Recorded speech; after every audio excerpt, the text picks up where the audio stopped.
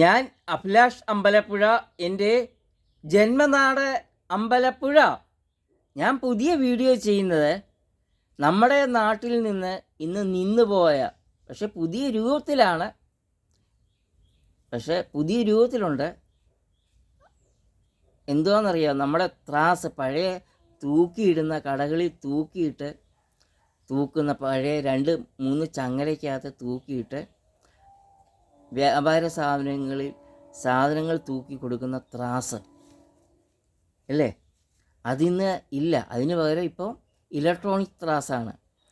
ഈ ത്രാസിനെ കുറിച്ച് എനിക്കൊരു ചെറിയ കാര്യം പറയാനുണ്ട്.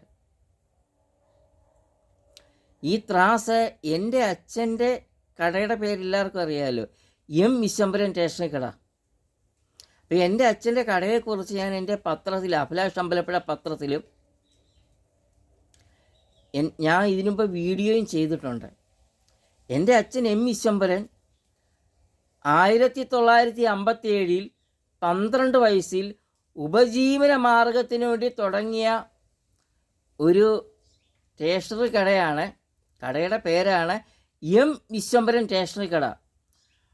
ആലപ്പുഴ ജില്ലയിൽ അമ്പലപ്പുഴ കച്ചേരിമുക്കിൽ ദേശീയപാത 47 സമീപം NH-47 സമീപമായിരുന്നു എൻ്റെ അച്ഛൻ M Vishwambharan. Rent control act അനുസരിച്ച് 1957 12 വയസ്സിൽ കടമുറി വാടകയ്ക്കെടുത്ത് തുടങ്ങിയ എം വിശ്വംഭരൻ സ്റ്റേഷനറി കട. ഇതെൻ്റെ പത്രത്തിലും ഞാൻ എൻ്റെ വീഡിയോ ഇതിനുമുമ്പ് ചെയ്തിട്ടുണ്ട്. അപ്പോൾ എൻ്റെ അച്ഛൻ്റെ കടയിലും ഒരു ചെറിയ ത്രാസ് ഉണ്ടായിരുന്നു. 10 കിലോ വരുന്ന ഒരു ചെറിയ ത്രാസ്. ഈ ത്രാസ് എന്ന് പറയുന്ന കേരള സർക്കാരിൻ്റെ ലീഗൽ മെട്രോളജി വകുപ്പിൻ്റെ കീഴിലാണ്, അളവ് തൂക്ക വകുപ്പിൻ്റെ കീഴിലാണ്. ജനങ്ങൾക്ക് കൃത്യമായി സാധനങ്ങളുടെ അളവിലും തൂക്കത്തിലും കൃത്യത ഉറപ്പാക്കുക. ഇതാണ് ലീഗൽ മെട്രോളജി വകുപ്പിൻ്റെ, അളവ് തൂക്ക വകുപ്പിൻ്റെ ഉത്തരവാദിത്വം. അപ്പോൾ എൻ്റെ അച്ഛൻ്റെ എം വിശ്വംഭരൻ സ്റ്റേഷനറി കടയിലുണ്ടായിരുന്ന ത്രാസ് ഈ ലീഗൽ മെട്രോളജി വകുപ്പിൻ്റെ, അളവ് തൂക്ക വകുപ്പിൻ്റെ ഒരു ക്യാമ്പ് എല്ലാ വർഷവും എല്ലാ സ്ഥലങ്ങളിലും ഉണ്ട്. അമ്പലപ്പുഴ കച്ചേരിമുക്കിലും ഉണ്ടായിരുന്നു. അപ്പോൾ ഈ ക്യാമ്പിൽ കൊണ്ടുപോയി നമ്മൾക്ക് ഇതിന് ലൈസൻസ് വേണം.